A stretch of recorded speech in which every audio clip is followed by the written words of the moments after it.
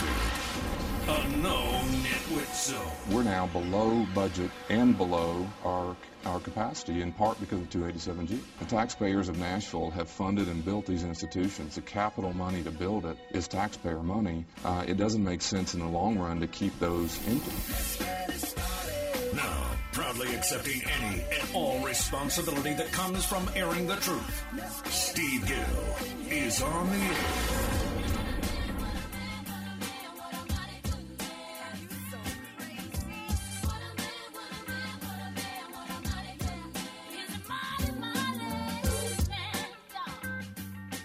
Hey, welcome in. This is the Steve Gill Show, the talk of Tennessee. Glad to have you with us. You just heard Sheriff Darren Hall talking a little bit about the success of the 287G program, which allows the Sheriff's Department to detain, arrest, do a background check on those suspected of being in the country illegally, and then deal with them accordingly based upon their legal status after it's determined.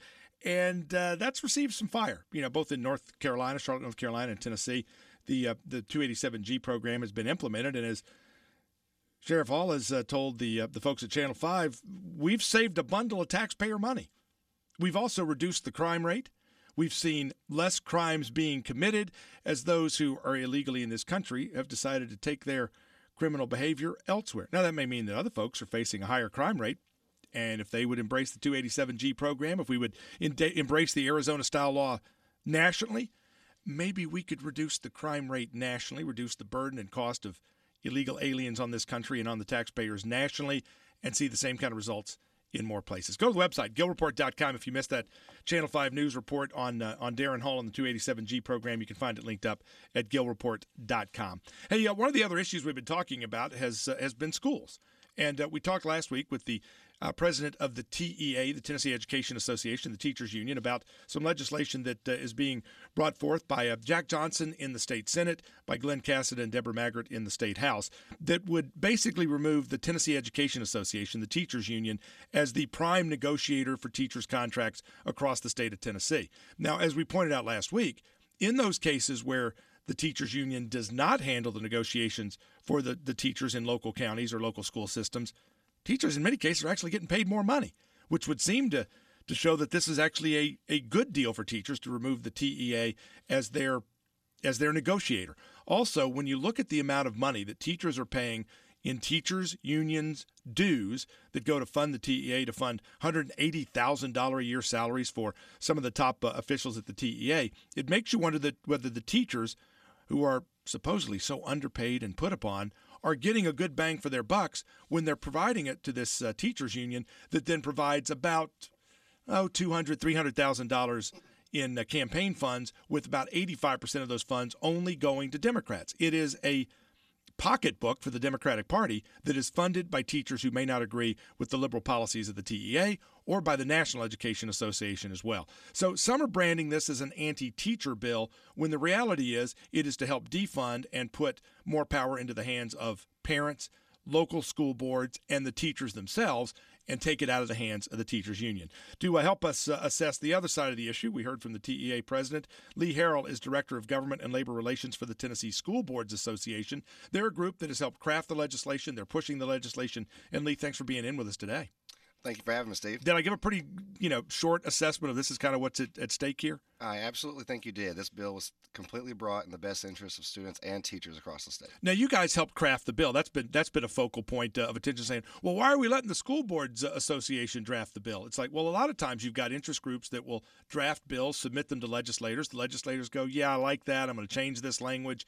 We don't have big staffs of state legislative offices in the state Senate or the state House.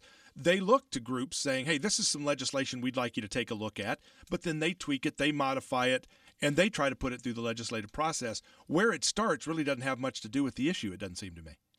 It doesn't. I mean, this interest or this priority of ours has been on our agenda for many, many years. And in light of the political dynamic changing this past year and having new committees and new speakers, we thought this was the year to push forward.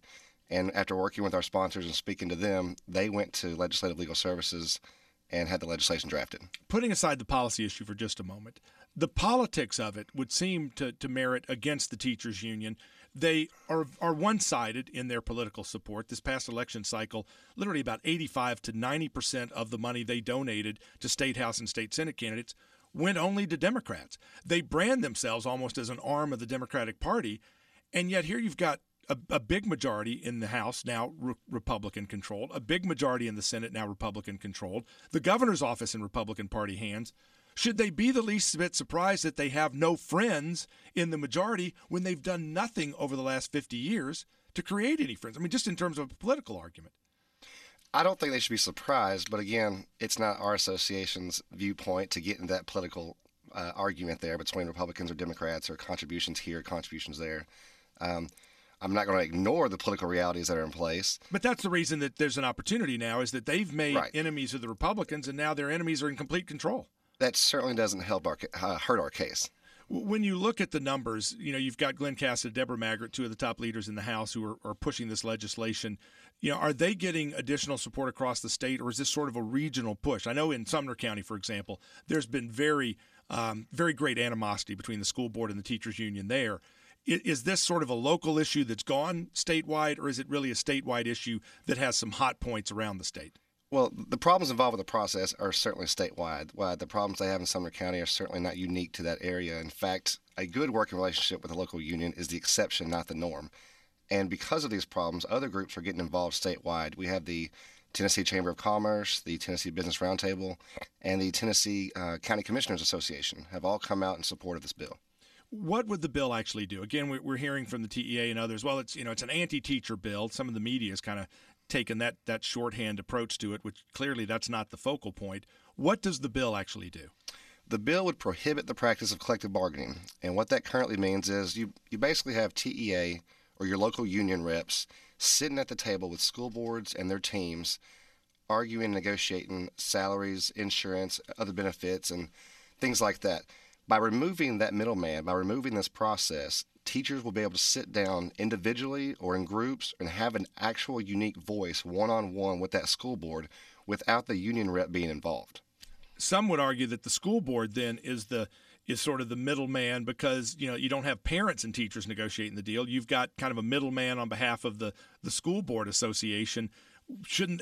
Aren't you guys going to have more experience and expertise in the negotiation than a bunch of folks who are teaching high school English or elementary school math?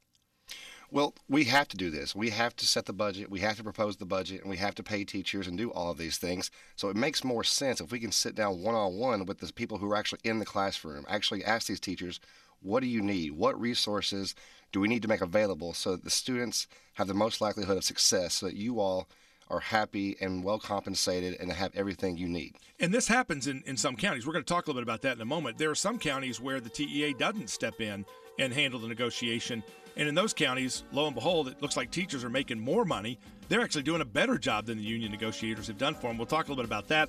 Talk about some of the other hot issues that are coming up in terms of the education reform movement in Tennessee.